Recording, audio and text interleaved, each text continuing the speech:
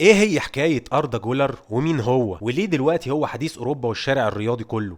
في البداية هو لاعب كان مهتم بيه برشلونة وبايرن ميونخ وكمان أرسنال، ولكن اللي حسم الصفقة في الآخر هو ريال مدريد. اللاعب من مواليد 2005، يعني 18 سنة، وبالأخص مواليد 25 فبراير 2005.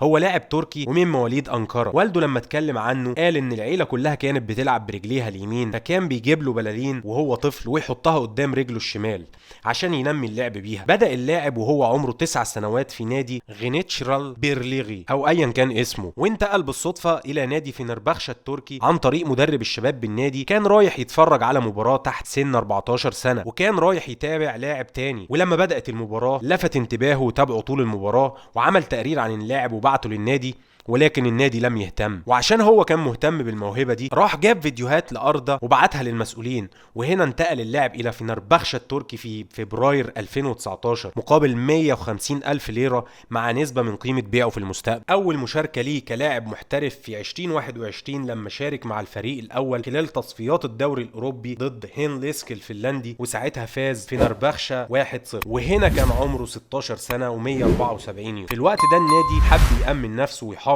على الموهبة دي وعمل عقد جديد ب3 سنوات ونص. شارك مع الفريق في 51 مباراة في جميع المسابقات، أحرز 9 أهداف وصنع 12 هدف. وأول لقب رسمي ليه كان عام 2022 2023 لما توج فريقه بلقب كأس تركيا على حساب فريق اسطنبول بشكل شهير، وشارك كأساسي وتم اختياره كأفضل لاعب في المباراة. في الموسم الماضي لعب 35 مباراة في جميع المسابقات وسجل 6 أهداف وعمل 7 أسيست. طبيعي بعد مستواه المتميز تم استدعائه لمنتخب تركيا. كان عنده وقتها 17 سنة و8 شهور، وكان في 19 نوفمبر 22 لعب أول مباراة دولية ليه مع التشيك وشارك في 22 دقيقة مع المنتخب. جولر سجل أول هدف مع المنتخب ضد ويلز في 19 يونيو 2023، وفي اليوم ده أصبح جولر أصغر لاعب كرة قدم تركي يسجل مع المنتخب التركي. ومن هنا بدأت الصحف التركية تكتب عنه، وبالأخص بعد ما كرمه الرئيس التركي رجب أردوغان وقال نصا: أريد أقبل عيني أردا مع هذا الهدف الاستثنائي. وكان وقتها تاني أكبر الأخبار انتشارا في تركيا. مسعود أوزيل قال عنه: جولر سيكون نجم عالمي في المستقبل والموضوع مش محتاج غير وقت. جولر بيلعب جناح أيمن ووسط مهاجم، وهو لاعب مميز جدا بالمراوغة وصناعة اللعب، وعنده تحكم استثنائي بالكرة، وعنده القدرة العالية على خلق الفرص والتدرج بالكرة. رغم كل اللي قلت عليه عن جولر إلا أن اللاعب سعره رخيص جدا، لأن عنده شرط جزائي في عقده ب 18 مليون يورو بس، مقارنة بالسوق الحالي وبسنه طبعا قليل جدا. وهنا قرر مسؤولي ريال مدريد في الاستفادة من خدماته وضمه لمدة 6 سنوات. خلينا نشوف هيكون زي ما الكل توقع ولا هيطلع بلح.